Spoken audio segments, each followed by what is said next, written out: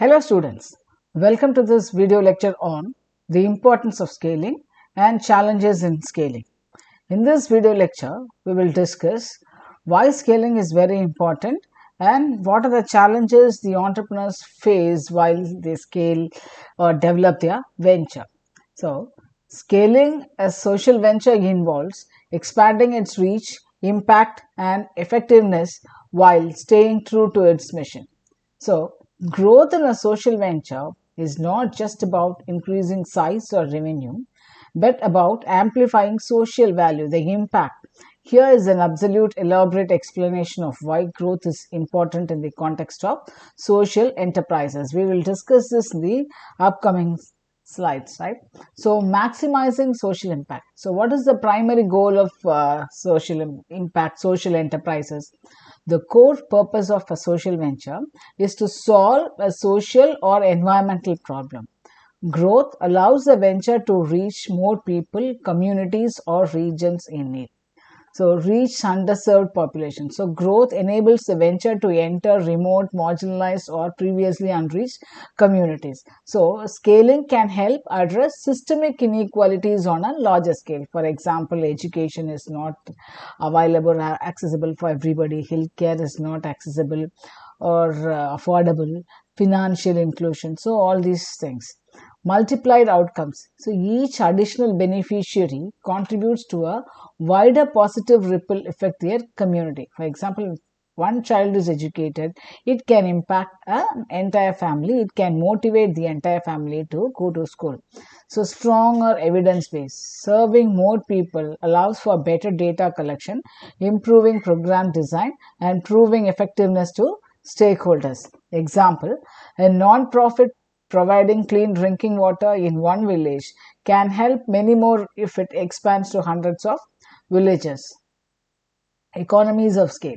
So, as a social venture grows, it can reduce per unit cost by purchasing in bulk, optimizing processes, or automating systems. So, bulk procurement savings, buying supplies like textbooks, medicines, etc., in larger quantities reduce per unit cost, so wholesale rate.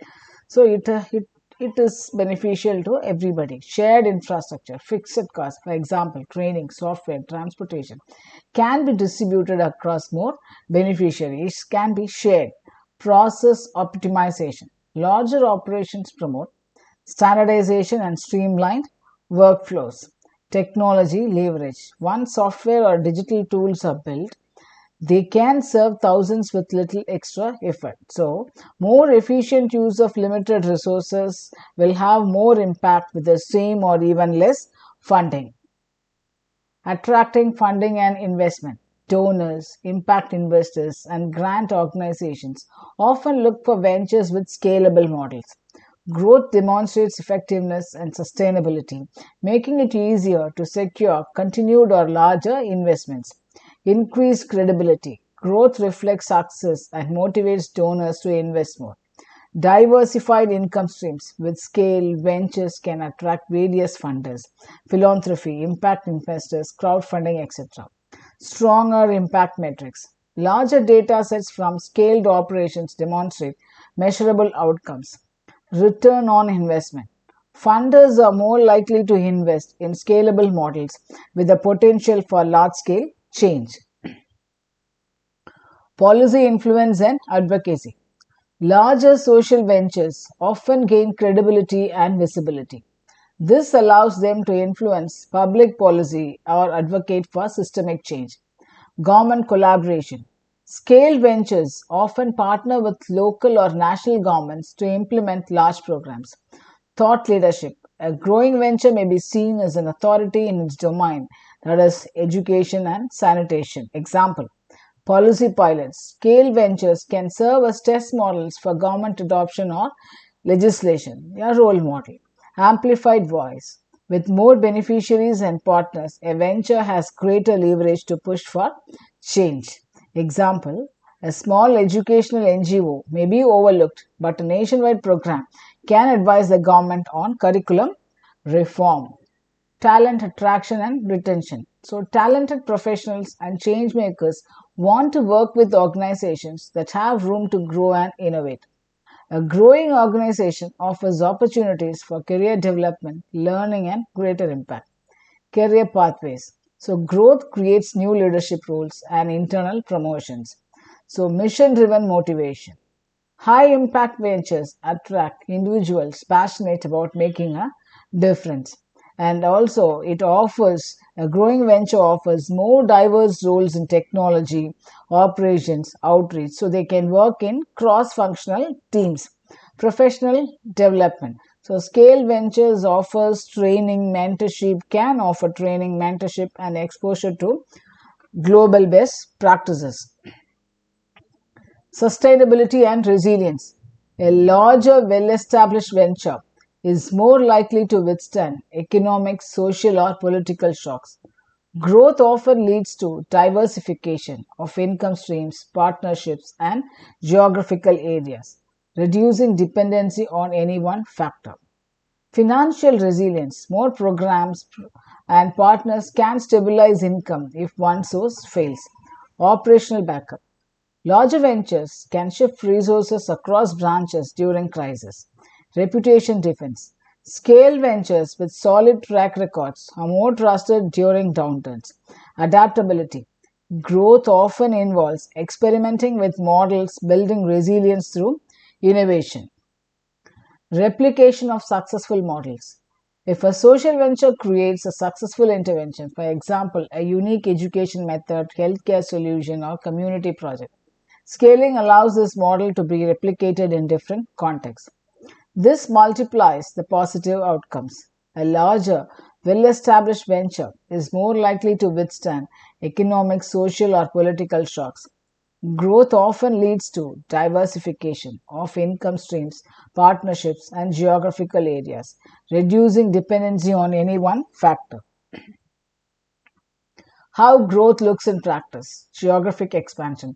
So it can bring services to new areas, adding new programs to address related needs. Partnership building. It can work with governments, corporates, or other NGOs to widen their reach. Digital scaling. Using technology to deliver services remotely. Example, online education platforms, mobile health apps. Challenges to growth in social ventures. Employees not sharing the vision. What it means. As the organization grows, not all employees may fully understand or commit to the original mission and values of the venture. Impact. This creates internal misalignment, reduces motivation, and weakens the impact culture. Example. Field workers may focus only on hitting numeric targets rather than building trust with communities, diluting the social impact. Why it happens? So, lack of internal communication, insufficient training, or rapid hiring can lead to a disconnection from the core mission. Detailed explanation. As a venture scales, it often hires rapidly to meet operational needs. If new employees do not undergo proper onboarding, they may not fully understand the organization's mission, values, or social goals. Over time, this creates a workforce that performs tasks mechanically without deep belief in the cause. Employees focus only on outcomes, like meeting targets or selling products, might compromise the human centered approach that made the venture effective in the first place. Consequences. Misaligned priorities, decrease in impact quality, high attrition rates, and dissatisfaction among the staff. Solution. Ongoing orientation, team building around mission, and embedding values in daily practices. Market-based growth conflicts with social mission. Detailed explanation. To sustain operations, many social ventures adopt market-based strategies such as charging fees or selling services. While this helps financial sustainability, it can create tension when business objectives override the social mission.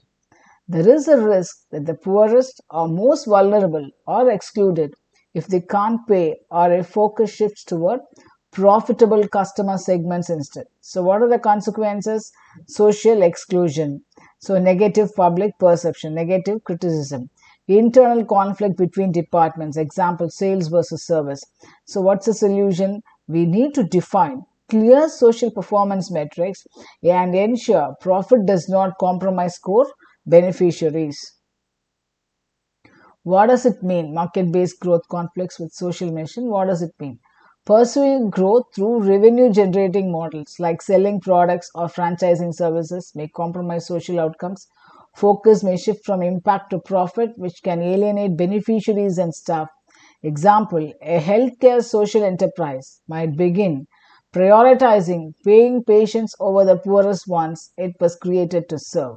So, balancing financial sustainability with social objectives becomes increasingly difficult as scaling pressures rise. So, these are the challenges.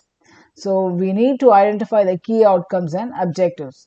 So, once a value proposition is defined, determine the specific outcomes you want to achieve. There should be measurable and time bound where possible. Outcomes are the desired changes or benefits that result from your activities. Objectives should be smart, specific, measurable, achievable, relevant, and time bound.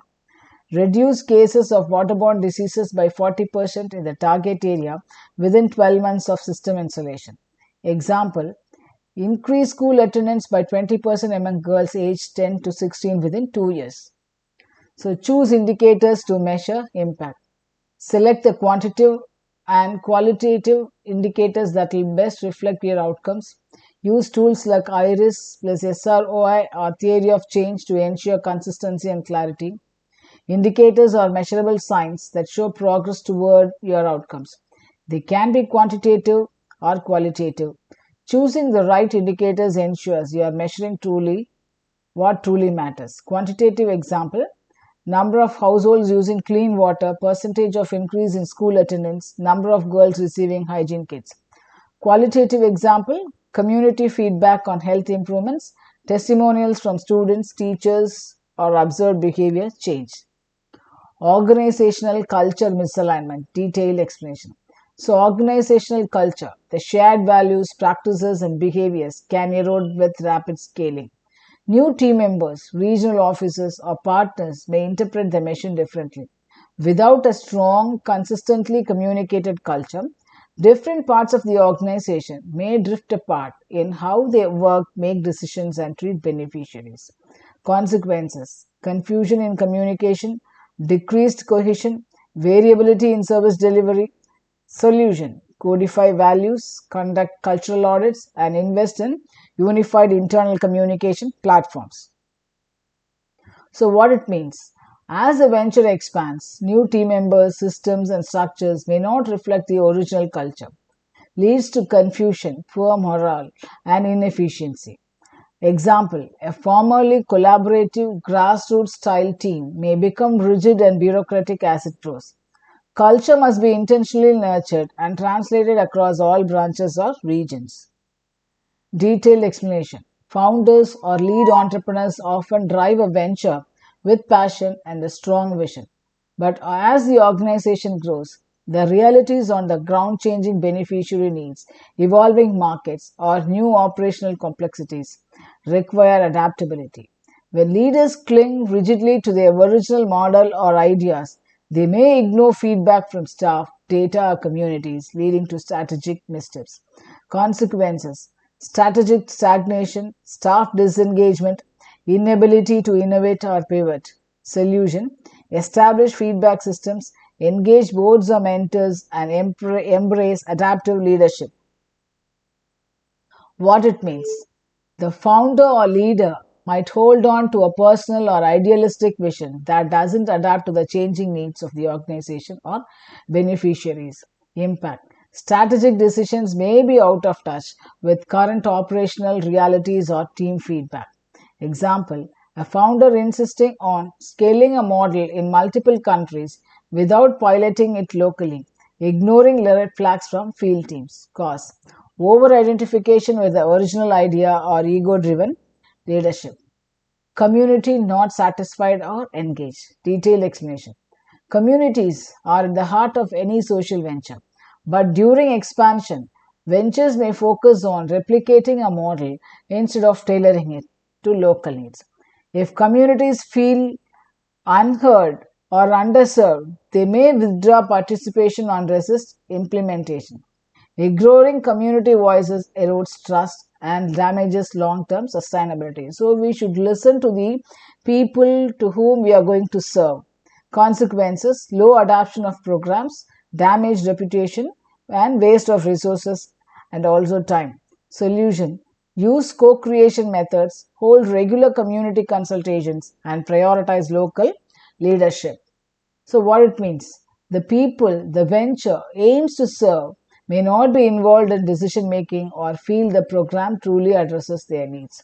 So, what is the impact? Lack of trust, low participation, or even active resistance from communities.